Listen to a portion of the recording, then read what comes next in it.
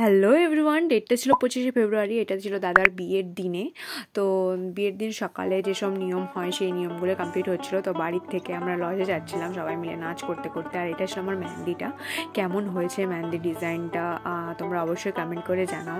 আমার এখানে একটা দিদি করে দিয়েছিল, আমাকে খুব সুন্দর করেছিল, মানে আমার পার্সোনালি ভালো লেগেছে। তোমাদের কেমন লাগছে সেটা তোমরা জানাতে পারো। তারপরে যে নান্দিমুখের পুজো হয় সেই পুজো আরম্ভ হয়ে গেল। আর এদিন সকালে আমি একদমই রেডি হইনি, জাস্ট স্নান টান করেছিলাম, একটা জামা পরেছিলাম, দ্যাটস ইট। তো মানে আর নাচ তো চলতেই ছিল, সবাই এখানে নাচ করছে, গ্রুমও নাচ করছিল, এখানে আমিও নাচ করেছি, বাট ভিডিও তখন করা হয়নি। তারপরে বাড়ি এসে পরে এখানে নাচ করেছিলাম, লজের ওখানে করিনি। তো একদম ফাটিয়ে ডান্স করেছি পুরো বিয়ে বাড়িতে।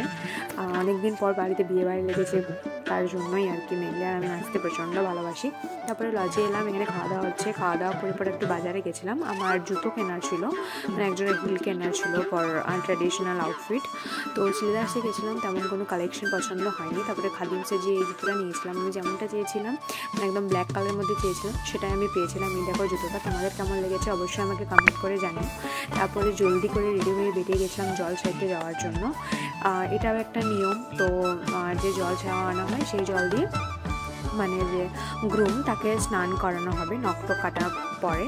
তো এখানে নখ কাটা হচ্ছিলো, আলতা পরানো হচ্ছিলো, আর এগুলো সব নিয়ম হচ্ছিলো। এগুলো করার পর ওই জল দিয়ে ওকে স্নান করানো হলো। আর এরপরে বিয়ের ভিডিও আসবে, তো স্টে টিউন, বাই।